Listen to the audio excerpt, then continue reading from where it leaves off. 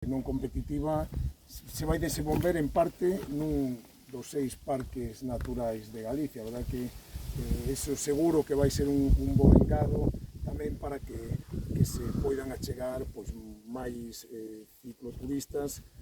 Está claro que o noturismo é unha das potencialidades que ten esta comarca e así o vimos desde a Xunta de Galicia, de xeito que no prazo de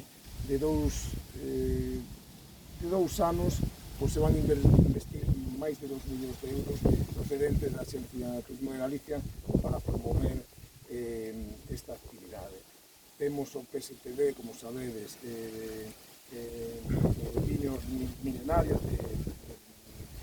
estamos pois, o territorio con un investimento de 1,5 millón dos fondos Next Generation, con obras que teñen que estar rematadas pois, en menos dun ano. Vai facer que se senten unhas bases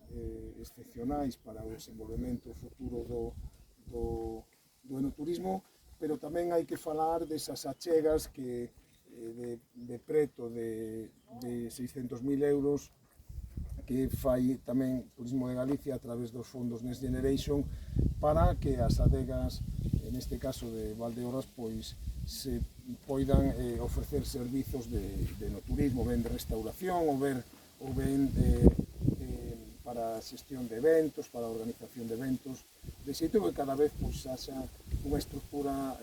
maior. Eu creo que cando rematen estes investimentos